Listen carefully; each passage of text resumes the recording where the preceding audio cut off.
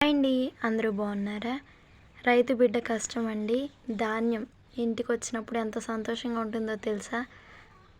వ్యవసాయం చేసి ఆహారాన్ని పండించే వ్యక్తి రైతు. ఆ రైతుకి కష్టానికి విలువ ఎక్కడుంది?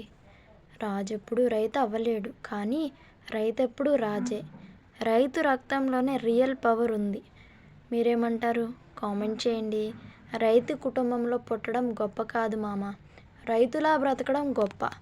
రైతు పడని కష్టం లేదు, రైతు చూడని నష్టం లేదు, రైతు చూడని చావు లేదు. మనకి అన్నం గురించి ఎదురు చూసే రోజు వస్తే తప్ప మనకి రైతు విలువ తెలియదేమో.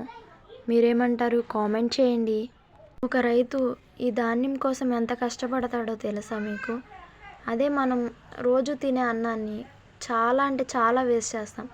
అదే రైతు చాలా అంటే చాలా కష్టపడతారు ఈ ధాన్యం కోసం. నేనైతే రైతు కుటుంబంలోనే పుట్టాను. మీరు రైతు కుటుంబంలో పుట్టారో లేదో కామెంట్ చేయండి. ప్లీజ్ మన వీడియోస్ కనుక మీకు నచ్చినట్లయితే లైక్ చేయండి, సపోర్ట్ చేయండి గైస్. మీరు ఇలానే సపోర్ట్ చేస్తూ ఉంటే మంచి మంచి వీడియోస్ మీ ముందుకు తీసుకొస్తాను.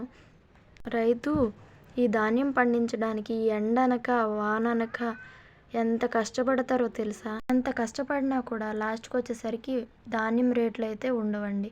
అప్పుడు ఎంత బాధ అనిపిస్తుందో తెలుసా? ప్లీజ్ రైతులకి సపోర్ట్ చేయండి. మీరు సపోర్ట్ చేస్తూ ఉంటే వాళ్ళు ఇంకొంచెం ముందుకు వెళ్ళగలుగుతారు. జై జవాన్, జై కిసాన్.